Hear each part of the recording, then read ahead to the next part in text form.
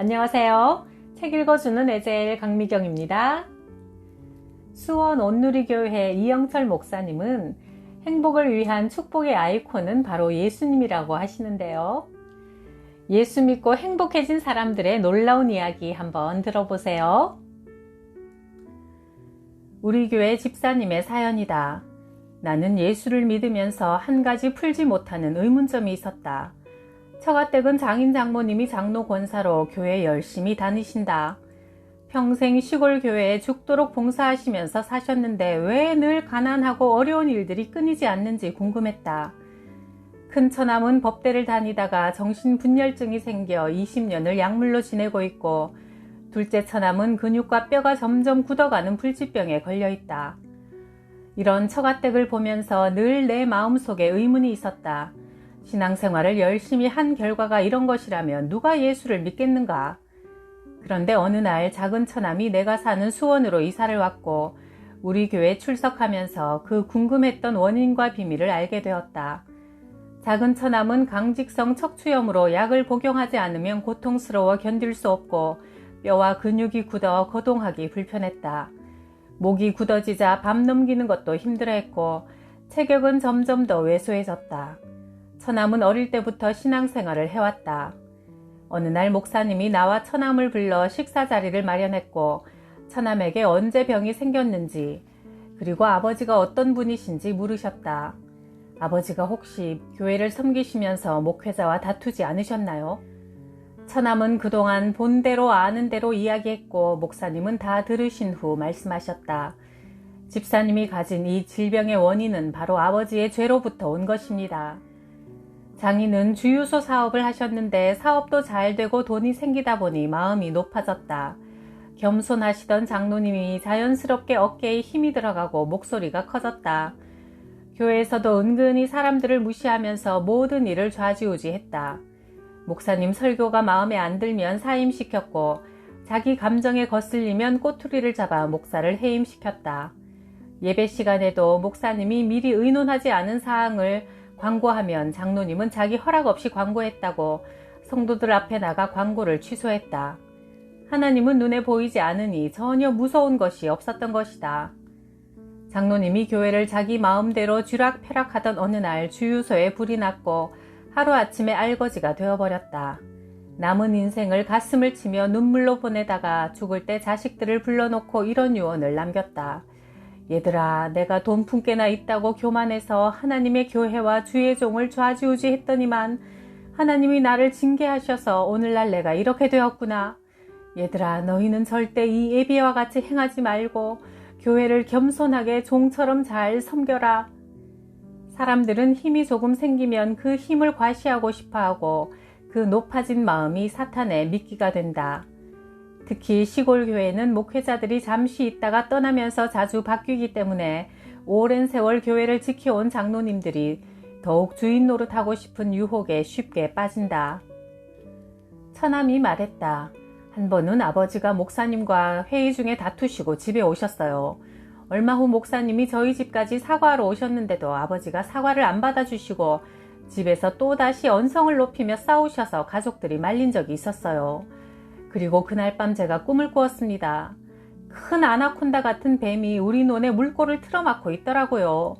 그래서 제가 뱀을 잡으려고 애썼지만 뱀은 우리 집 논두렁을 뚫고 사라졌습니다.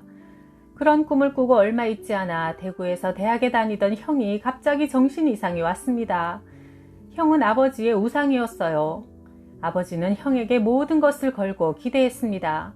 그렇게 믿고 기대했던 형이 하루아침에 정신병자가 되자 아버지는 놀라고 당황해서 고쳐보려고 백방으로 노력을 다했지만 형의 증세는 점점 더 심해졌습니다. 그러는 와중에 둘째 아들인 저마저 원인을 알 수 없는 병에 걸리자 아버지는 죽지 못해 사시는 인생이 되었어요. 삶의 모든 의욕과 소망을 잃으셨지요. 거기다 설상가상으로 재산이 하루아침에 날아가 버렸습니다. 사실 형과 나는 우리에게 왜 이런 불행이 주어졌는지 이유도 원인도 알 수 없어 답답했습니다. 처가댁에 닥친 이런 재난의 원인은 장인의 교만으로부터 출발한 것이다. 그러나 처가 식구들은 이런 영적인 사실을 전혀 모르며 살아왔다. 이제 원인을 알게 된 처남은 불쌍히 여겨달라고 하나님께 몸부림치며 기도했다.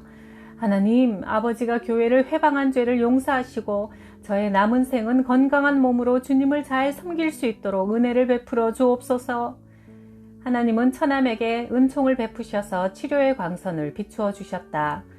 다음은 처남의 간증이다. 저는 서울 삼성병원에서 강직성 척추염 진단을 받고 온몸이 돌처럼 뻣뻣하게 굳어져 고개조차 마음대로 움직일 수 없는 장애를 갖고 살다 보니 모든 일에 분노만 쌓여갔습니다. 성격마저 괴팍스러워졌고 늘 피해의식에 사로잡혀 사람 만나는 것이 두려웠지요. 몸과 함께 마음도 굳어만 가고 있었습니다.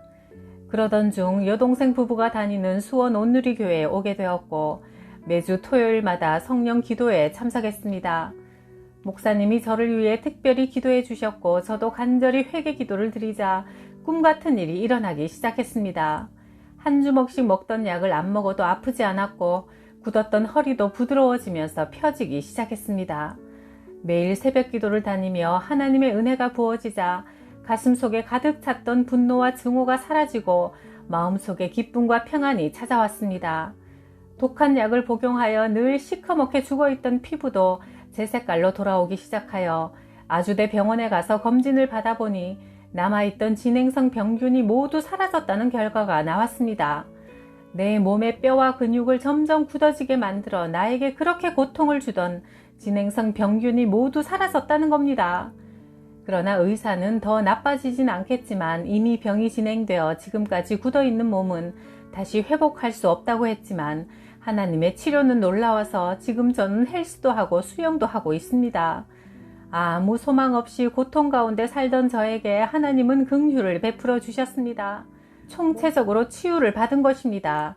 몸뿐 아니라 영적으로 회복이 되었습니다. 저는 지금 목사님의 권유로 44세 나이에 사이버대학에 등록하여 사회복지사 공부를 하고 있습니다. 모든 것이 제게는 꿈같은 일입니다. 평생 이 은혜를 잊지 않고 하나님과 교회를 겸손하게 섬기며 살겠습니다. 한 번은 길거리에서 전도하다가 경기도 도지사를 만났다. 수행원들이 함께 오는데 나는 주저없이 그의 손을 잡았다. 도지사님, 예수님 믿으십니까? 안 믿는데요. 그렇다면 도지사님은 죄 지은 것 있으십니까? 없습니까? 죄 많이 지었지요. 그럼 그 죄 가지고 죽으면 어디 가지요? 글쎄요. 도지사님이 아무리 이 땅에서 지위가 높고 권력이 있어도 하나님 앞에서는 바로 심판받고 지옥에 갑니다. 하나님께서 저와 도지사님을 사랑하셔서 그 아들 예수님을 보내주셨습니다. 하나님은 예수에게 도지사님의 모든 죄를 담당시키고 십자가에서 죽게 하셨습니다. 예수님은 십자가에서 내가 다 이루었다 말씀하셨습니다. 예수님이 죄 문제를 해결하고 천국 가는 길을 열어놓으셨다는 말입니다. 도지사님, 이 예수님을 구원자로 믿으면 오늘 밤 죽어도 천국 갈 수 있습니다. 어떻게 하시겠습니까? 예수 믿고 천국 가시겠습니까? 아니면 그동안 남모르게 지은 죄 때문에 심판받고 지옥에 가시겠습니까? 그러자 도지사는 쿨하게 대답했다. 예수 믿고 천국 가고 싶습니다. 그러면 저를 따라서 진심으로 기도해 주시기 바랍니다. 나는 도지사의 손을 잡고 간절히 기도했다. 하나님, 저는 죄인입니다. 오랜 세월 하나님을 떠나 방황하다가 이제 아버지 품에 돌아옵니다. 이제 내 마음 문을 열고 예수님을 나의 구주로 영접하오니 내 안에 들어와 내 인생의 주인이 되어 주옵소서. 지금부터 영원토록 천국까지 나를 인도하옵소서. 그는 기도를 또박또박 따라했다. 불가마처럼 뜨거운 여름날 전도하러 나가서 빌라 한 동을 다 다녔지만 아무도 못 만났다. 그래서 옥상까지 올라가 보니 마침 옥탑 그늘 밑에 한 할머니가 손자를 보고 있었다. 할머니, 날씨 더운데 수고 많으시죠? 예수님 믿으시라고 왔어요. 할머니는 손사래를 치며 목청을 높였다. 아휴, 내일 모레가 7월 7석이라 절에 가려고 5,000원을 준비해 놓았다오. 할머니 얼굴은 근심과 병색으로 어두워 보였다. 할머니, 그 돈으로 손자 과자 사주시고요. 교회 한번 나와보세요. 부처님은 죽은 사람이라 아무것도 해줄 수 없지만 하나님은 살아계신 신이라 인생 문제를 해결해 주십니다. 그리하여 할머니가 난생 처음 67년 만에 교회에 나오셨다. 주일 예배를 마치고 식사하며 할머니에게 기도 제목을 물어보았다. 저는 심장병에 고혈압, 관절병이 있고 40살 넘은 큰아들은 술 중독자라 직장 생활을 못하고 큰딸은 무당이고 70 넘은 남편이 일용직으로 노동해서 생활한다오. 할머니, 그럼 내일부터 새벽기도 나오세요. 하나님은 우리 기도를 들어주십니다. 우리 함께 기도해요. 할머니는 당장 다음 날 새벽기도에 오셨다. 그만큼 절박했던 모양이다.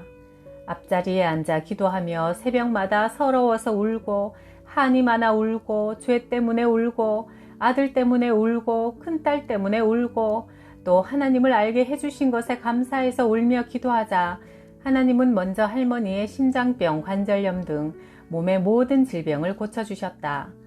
그러나 가장 큰 문제는 알코올 중독자 아들이다. 그는 밥 대신 며칠이고 밤낮 술만 먹었고 근처 공원을 안방 삼아 잠을 잤다. 길거리에 쓰러진 그를 내가 몇 번이나 데려다 돌봐야 했다. 그런데 그는 술이 깨면서 늘 환각과 환청 현상을 보였다. 목사님, 누가 저기서 날 불러요 하며 4층 창문을 향해 밖으로 뛰어내리려 했다. 술 중독은 참 고치기 어려운 질환이다. 중독자들이 격리병동에서 금주하며 매일 정신교육을 받고 눈물을 흘리며 결심해도 다시 밖으로 나오면 단 몇 분 만에 술을 입에 댄다. 몸이 먼저 반응하기 때문이다. 이 친구도 마찬가지라 수없이 결심하지만 그때뿐 70 넘은 아버지가 노동시장에 나가 하루하루 벌어서 생활한다. 그러니 대낮에 술 취해서 사람 구실도 못하고 길바닥에서 나뒹구는 아들을 볼 때마다 아버지는 속에서 천불이 난다. 이놈아, 차라리 죽어라. 결국 부모도 완전히 포기한 지 오래였다. 그러던 어느 날 또 술을 먹고 길거리에 쓰러져 있는 그를 나는 여름 수련회 장소로 데려갔다. 찬양하고 기도하고 말씀 전하고 밥 먹고 또 찬양하고 기도하고 말씀을 전하자 첫날에는 아무 변화가 없더니 둘째 날 모든 성도들에게 회개의 영이 부어졌다. 이 친구에게도 성령님이 임해 울면서 뒹굴더니 드디어 술마귀가 떠나버렸다. 그가 눈물 콧물을 쏟아내며 회개기도 하던 중 하나님은 환상을 보여주셨다. 목사님, 저 기도하다가 이상한 장면을 봤어요. 제가요, 동남아시아 지역에 가서 사람들에게 예수님 믿으라고 전도를 하더라고요. 오호, 그래요? 나는 그가 매번 술이 깰 때마다 헛것을 보고 헛소리를 많이 했기 때문에 그 말을 웃으며 듣고 흘려버렸다. 그런데 그날 이후 이 형제가 은혜를 받고 변화되자 새벽마다 2시간씩 기도를 계속했다. 당시 우리 교회에 여전도사님이 한 분 계셨는데 남편 없이 2 아들과 함께 사는 분이었다. 형제가 성령 충만함을 받고 변화되자 주님이 말씀하셨다. 아들아, 저 전도사님이 네 아내가 될 사람이다. 하나님의 음성을 듣고도 그는 믿기지가 않았다. 자신은 학벌도 없고 직업도 없이 교회에서 먹고 자고 지내는 형편이니 선뜻 고백을 못하고 기도만 하고 있었는데 여전도사님이 먼저 그에게 프로포즈를 했다. 이렇게 하나님의 은혜로 2 사람의 결혼이 발표되자 교회와 온 동네가 난리가 났다. 정말 상상할 수도 없는 일이 벌어진 것이다. 복음이 사람을 이토록 변화시킬 줄 몰랐다며 어떤 사람은 멘붕이 왔다고 했다. 소망이 전혀 없는 인생, 버려진 인생, 술 중독자, 무능력한 인생이 하나님을 만나자 꿈같은 일이 일어난 것이다. 그렇게 2 사람은 결혼해서 지금은 태국의 선교사로 나가 있다. 하나님은 정말 멋진 분이시다. 복음은 참으로 우리 인생을 영화롭게 한다. 우리 교회 젊은 여집사님이 중풍으로 3번이나 쓰러졌다. 자녀가 3살, 4살, 5살인데 중풍이 와서 의식을 잃었다. 환자가 혀를 깨물까봐 입안에 플라스틱 원통을 물려놓고 의사는 장례 준비를 하라고 했다. 나는 하나님 앞에 울부짖으며 기도했다. 하나님, 대신 저를 불러가시고 집사님을 살려주세요. 어린 3 자녀를 어찌합니까?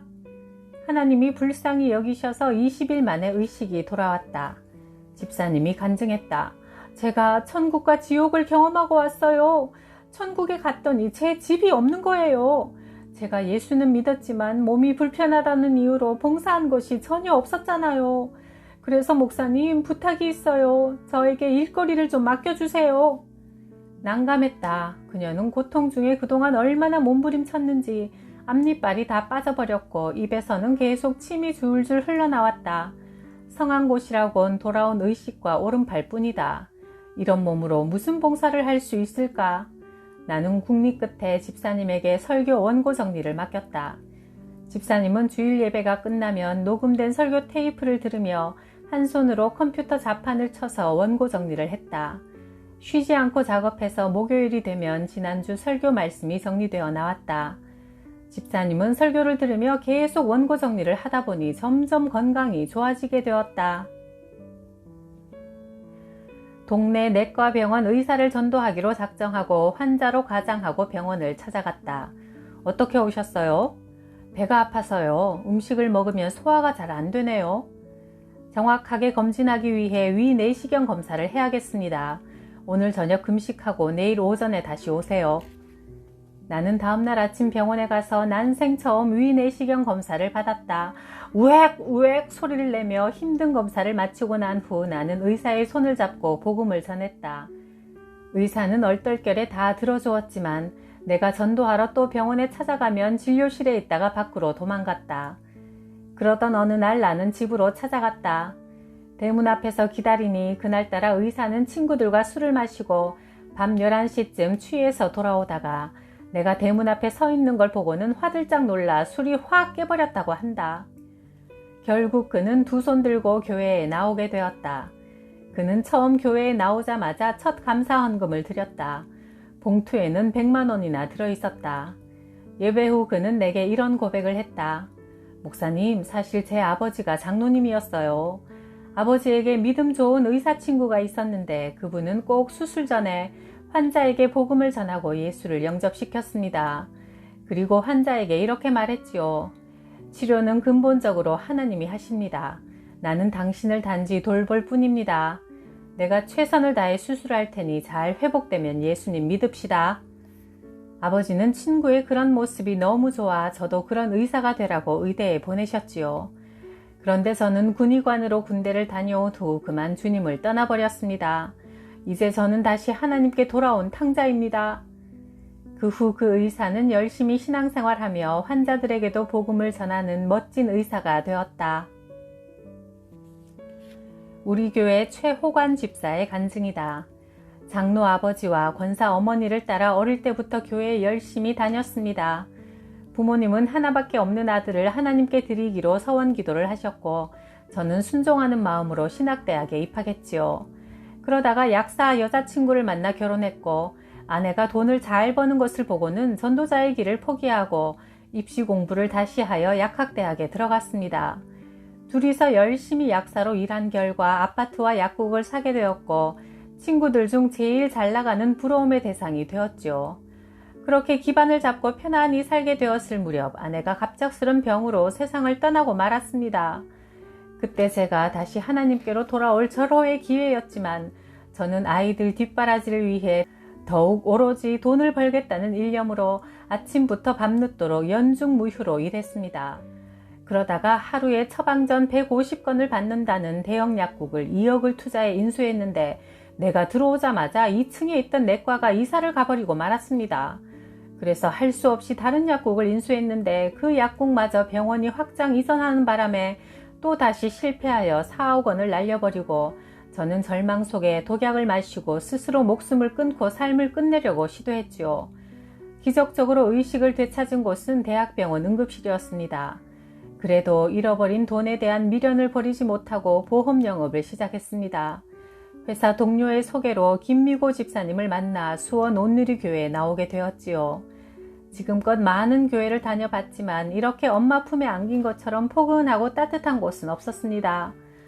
부흥의 첫날 방황치 말고 돌아오라는 찬송가에 그렇게도 완고하고 고집스럽게 굳어있던 제 마음이 열리더니 매 시간 설교를 들으면서 무거웠던 마음의 짐이 내려지고 평안이 찾아왔습니다. 둘째 날은 원래 회사에서 4박 5일 중국 여행이 예정되어 있었지만 저는 집안에 큰일이 있다는 핑계를 대고 계속 부흥회에 참석했는데 그날 큰 보험 계약건이 성사되더라고요.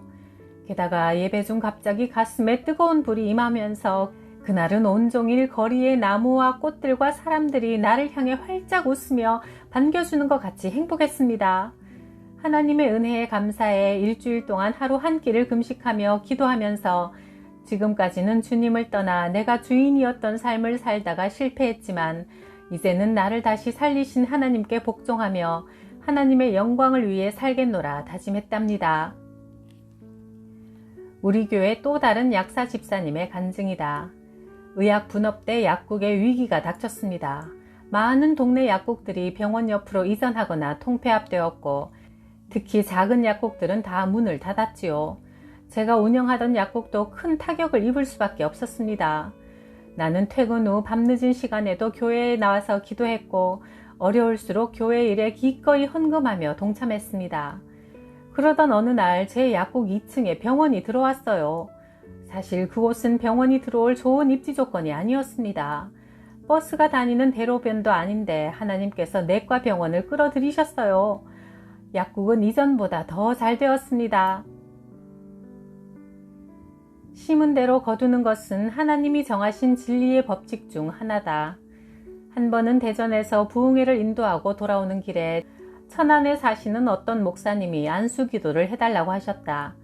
고속도로 휴게소에서 기도해 드리는데 성령님께서 내 마음에 감동을 주셨다. 좀 전에 사례비로 받았던 돈을 그에게 심어라. 나는 양복 주머니에서 봉투를 꺼내 목사님에게 드렸다. 목사님, 이것을 주님이 목사님께 심으라고 하십니다. 목사님은 눈물을 글썽이며 이렇게 말했다. 목사님, 저는 그동안 심은 것이 없어서 늘 이렇게 어려운가 봅니다. 목사님이 집회에 참석하려고 보니 자동차에 기름이 없더란다. 아내가 전부 탈탈 털어준 것이 3,000원이라 망설이다 겨우 왔는데 하나님께서 이렇게 내 형편과 처지를 아셨다며 울었다. 어느 한 해 결산을 해보니 교회 재정이 530만 원 남았다. 500만 원이면 1년치 임대료다. 이 돈을 어떻게 할까요? 하나님께 물었더니 언젠가 한 번 만난 적이 있는 목사님을 생각나게 하셨다. 그 교회에 갖다 심으라. 다음 날 그 교회를 찾아가 정말 하나님의 음성인지 확인하고 싶었다. 목사님은 몸이 아파 자리에 누워 있었고 사모님이 나를 보더니 깜짝 반기시며 말했다. 어머나 목사님, 어젯밤 꿈에 목사님이 오셨는데 오늘 진짜 오셨네요. 나는 깜짝 놀랐다. 목사님에게 500만 원을 드리며 기도 제목을 물었다. 제가 개척한 지 17년째 지하 20평 예배당 안에 방 한 칸을 막아 아이들과 함께 살았습니다. 그런데 아이들이 자라다 보니 500만 원을 빌려서 지상에 방 한 칸을 얻었지요. 채권자가 돈을 달라고 독촉하는데 갚을 길이 없어 기도만 했습니다. 그런데 오늘 이렇게 목사님이 오셔서 기도에 응답이 되었네요. 그날 밤 목사님은 감격하여 온 가족이 모여 눈물로 가정예배를 드렸다고 한다. 얼마 뒤 우리 교회 어떤 집사님이 5천만 원을 헌금했다. 나는 생각지 못한 돈이라 하나님께 물어보았다. 주님, 이게 웬 돈입니까? 내가 너의 순종을 보았노라. 나도 비슷한 은혜를 체험한 적이 있다. 교회를 개척하고 오랜 세월 지하방에서 살다가 어느 날 기도했다. 하나님, 이제 지상에 방 한 칸만 주세요. 내년 6월까지 방 한 칸만 주세요. 아셨지요? 7월부터 여름 장마가 시작되면 지하실은 습기와 냄새가 피어오른다. 어느덧 해가 바뀌어 6월 둘째 주일날이 되었다. 신갈에 사는 친구가 찾아왔다. 그는 체육대학 3학년 때 주님의 부름을 받고 축구선수 이영무 씨가 창단한 할렐루야 축구팀에서 활동하다가 수원에 있는 합동신학원에 입학했다. 신학교 4학년 졸업반이 되자 서울 모 교회에서 전임 전도사로 청빙했고 사택을 마련해 주었다. 그래서 그동안 살던 전셋집에 700만 원 전세금을 찾아 통장에 넣으려고 하는데 자꾸만 우리 부부가 생각나더란다. 그들은 성령님께서 감동 주시는 대로 700만 원을 선뜻 내놓았다. 주님이 자꾸만 갖다 주라고 들들 볶으셔서 왔네. 부담 갖지 말고 받게. 아, 하나님께서 6월이 가기 전에 내 기도를 정확히 응답해 주셨구나. 나는 친구가 전해준 700만 원으로 지상에 방 한 칸을 얻었다. 새로 도배한 벽지를 손으로 가만히 쓰다듬으며 눈물로 기도했다. 하나님 아버지 고맙습니다. 제가 더 열심히 사명을 감당할게요. 1992년 수원 온누리교회를 개척하고 한창 어려울 때 아내가 아이를 낳았다. 돈이 없어 제대로 먹지도 못하고 힘없이 누워있는 아내를 두고 강남에 있는 어느 목사님에게 볼 일이 있어 서울로 올라왔다. 사무실에 들어가니 어느 여전도사님이 안내를 해주었다. 담임 목사님께서 지금 구역장 교육 중이신데 잠시만 기다리세요. 그런데 전도사님이 연신 나를 힐끔힐끔 쳐다보더니 1층 국밥집으로 데려가 따뜻한 국밥 한 그릇을 사주었다. 어떻게 알았을까? 내가 아침도 굶고 왔는데. 국밥을 먹자니 힘없이 굶고 누워있는 아내가 생각나 목이 메었다. 눈물을 훔치며 밥을 먹고 나자 전도사님이 내 손에 10만 원을 쥐어주었다. 그 돈으로 나는 쌀을 사고 아이 분유를 샀다. 나를 도와준 전도사님은 그 후 이집트 선교사로 나갔다. 몇 년 후 어떤 교인이 우리 교회에 1,000만 원을 선교 헌금을 했다. 협력으로 돕는 선교사님들이 많아 선교비를 보내려고 선교사님들 이름을 하나하나 불러가며 기도하는데 성령님께서 몇 년 전 자신에게도 큰 돈이었을 10만 원을 춥고 배고픈 나에게 사랑으로 심었던 전도사님 생각이 나게 했다. 이집트 선교사로 나가 있는 그에게 12월 30일 날 1,000만 원을 송금했다. 나중에 선교사님은 이런 간증을 해왔다. 이집트의 뜨거운 모래바람을 맞으며 전도하러 걸어다니다가 지쳐버려서 어린 자녀들과 함께 차를 한 대 달라고 매일 기도하기 시작했단다. 그러던 어느 날 아들이 물었다. 엄마, 하나님은 왜 우리 기도를 안 들어주시는 거야? 아니야, 하나님은 우리 기도를 들어주시는 분이지. 그런데 왜 아직 우리에게 자동차를 안 주셔? 하나님은 올해 안에 우리에게 자동차를 꼭 주신다고 했어. 정말? 그래, 12월까지는 응답해 주실 거야. 날마다 가정예배를 드리며 아이들은 날짜를 헤아리면서 기다리는데 어느덧 연말이 다가오자 사모님은 걱정이 되었다. 12월 30일이 되어도 아무 일이 없었다. 사모님은 기대 없이 12월 31일 통장을 찍어보았다. 그런데 1,000만 원이 입금되어 있는 게 아닌가. 어떤 상황에서도 하나님이 우리의 공급자시다. 점쟁이를 전도하려고 찾아갔다. 점괘가 안 나옵니다. 무슨 일로 오셨지요? 그래요? 점괘가 안 나와요? 다시 한번 해보시지요. 점쟁이는 처음과 똑같이 시도하다가 갑자기 내 안에 있는 성령님의 강한 임재를 느꼈는지 얼굴이 하얗게 질리더니 달달달 떨면서 자신의 과거를 고백하기 시작했다. 제가 7살 때 부모를 잃고 점쟁이 집에 들어가 일을 배워 지금까지 이 일을 해온 겁니다. 그래서 그동안 얼마나 많은 사람들을 속였습니까? 예, 농장 하나 사고 집 2채 장만했습니다. 내가 점쟁이 손을 딱 잡고 말했다. 오늘 하나님께서 당신을 구원하시려고 나를 보내셨소. 이제 이런 일 집어치우고 예수님 믿읍시다. 점쟁이가 기겁을 하며 황급히 다른 방으로 도망쳤다. 어느 날 교회 안 다니는 어떤 남편이 아내가 귀신이 들렸다며 교회로 데려왔다. 그래서 시험 삼아 불신자인 남편에게 예수 이름으로 귀신아 떠나가라고 선포해보라고 했다. 남편은 우리가 시키는 대로 명령했다. 예수 그리스도의 이름으로 명하노니 귀신아 내 아내에게서 떠날지어다. 남편이 명령하자 아내가 씩 웃으며 하는 말이 가관이다. 예수도 없는 것이? 그러면서 남편을 향해 달려들었다. 놀란 남편이 기겁하고 도망갔다. 그래서 이번에는 남편을 데려다가 예수님을 영접시켰다. 복음을 전하고 예수를 영접시키려는 순간 그의 아내가 벼락같이 소리를 질렀다. 안 돼! 남편이 예수를 주인으로 영접하자 그에게 이제 하나님의 자녀가 되었다고 성경의 약속을 보여주었다. 예수님을 영접하는 자, 곧 그 이름을 믿는 자들에게는 하나님의 자녀가 되는 특권을 주셨다. 요한복음 1장 12절. 이제 예수 그리스도 이름의 권세를 합법적으로 사용할 수 있게 되었으니 한 번 더 예수 이름으로 귀신을 향해 떠나라고 명령해보라고 하자 용기를 얻은 남편이 다시 한번 선포했다. 예수 그리스도의 이름으로 명하노니 귀신은 떠나갈지어다. 예수를 영접한 남편 입에서 예수님의 이름이 선포되자 그의 아내는 벌벌 떨었다. 이처럼 주는 그리스도시며 살아계신 하나님의 아들이시다. 마태복음 16장 16절. 교회 차를 한 형제가 내 동의도 없이 개인적인 용무로 운전하다가 횡단보도에서 초등학생을 치었다. 학생은 다리를 다쳐 깁스를 했다. 교회 차는 종합보험을 가입하지 않은 상태였고 피해자 측은 합의금으로 1,000만 원을 요구했다. 형제가 개인적인 일로 사고를 냈으니 교회에 짐을 지워서는 안 되는 일이었다. 형제의 어머니는 시골에서 좌판 장사를 하며 사는 처지라 도와줄 형편이 안 되었고 내가 개인적으로 이 일을 해결하기로 하고 백방으로 다니며 돈을 구해 합의금 1,000만 원을 주었다. 그런 일이 있고 얼마 후 우리 딸이 방과 후 횡단보도를 건너다가 차에 치였다. 과속으로 달려오던 운전자가 신호를 위반한 것이다. 병원에 도착해 보니 아이는 팔이 부러져 있었다. 사고 차량을 조회해 보니 무보험이었다.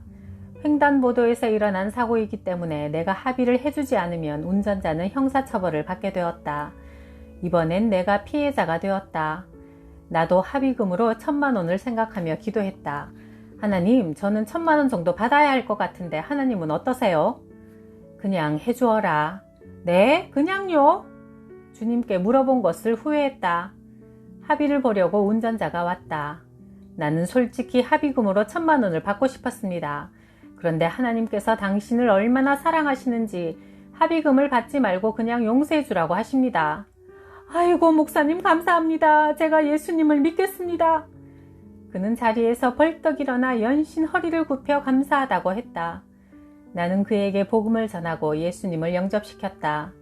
나는 합의금에 관심이 있었는데 주님의 모든 관심은 언제나 영혼에 있었다. 나는 천하보다 귀한 한 영혼을 1,000만 원이라는 헐값을 주고 샀으니 남는 장사가 분명하다. 불행한 인생, 절망한 사람들이 예수님을 주인으로 모시고 하나님의 자녀가 되니까 행복해지고 멋있어지네요. 만복의 근원이신 하나님을 우리도 누리고 나누며 살아갑시다. 구독, 좋아요, 댓글로 뜨겁게 응원해 주셔서 저는 행복합니다. 감사해요.